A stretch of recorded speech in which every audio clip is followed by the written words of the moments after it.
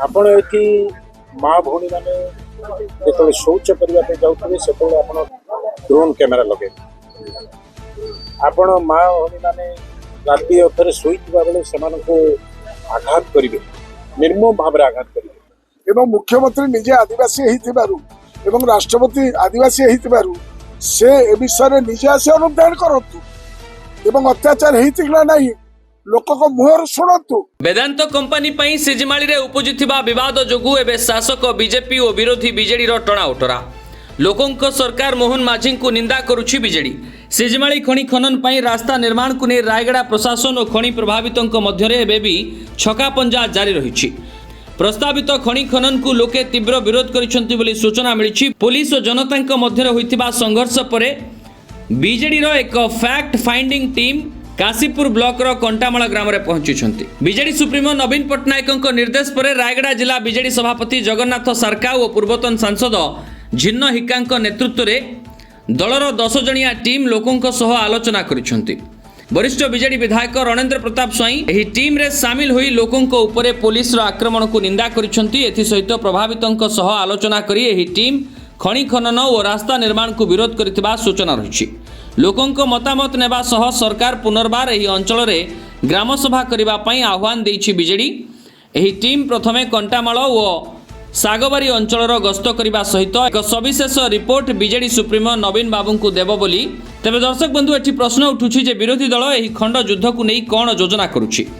प्रकृत में पूर्वतन मुख्यमंत्री नवीन पट्टनायक आदिवासी चिंतित ना शासक दल को अटैक करने बाट खोजुछंती वास्तव में आदिवासी महिला राष्ट्रपति द्रौपदी मुर्मू और सरल आदिवासी मुख्यमंत्री मोहन माझी शासन समय अनुसूचित जाति और जनजातीय आदिवासी कौन असुरक्षित ना बीजेपी को बदनाम करने विरोधी षड्यंत्र 144 धारा जो बीएनएस 163 एटी लागू करा जायछि जो आतंकवाद चली जो ड्रोन कैमेरा चली पुलिस अहेतुक जो मार्च पास चली कौन डेमोक्रेटिक फंक्शनिंग हो नहीं एवं जो माने जो पदाधिकारी माने जिला प्रशासन तरफ आतंकराज कर विरुद्ध कार्यानुष्ठान हो एवं मुख्यमंत्री निजे आदिवासी एवं राष्ट्रपति आदिवासी से ए विषय निजे आसी अनुधान करतु एवं अत्याचार होता ना लोक मुहर शुणु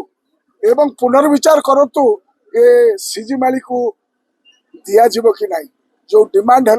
कारण 8टी गाँव में जो प्रकार फ्रड भाव में पुलिस सेवा कर जार दस्तावेज से देखा बिना अनुमति रे सब कार्यक्रम करा षड्यंत्र करा से कथा तो जड़े किए शुणा दरकार एवं राज्यपाल एक कथा जिते शेड्यूल एरिया कार्यक्रम से ए विषय नजर देवा दरकार एवं ए कथाटी आम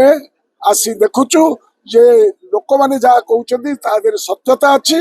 दमन लीला चलुची आपको प्रत्याहार कर शांति बजाय रो शांति सुरक्षा सुशासन देवाई 5th शेड्यूल निर्देश अच्छी आमर संविधान ने से कार्यक्रम राज्यपाल तुरंत करतु एवं केस प्रत्याहार करतु जेल में थिबा भाई मान को छाड़तु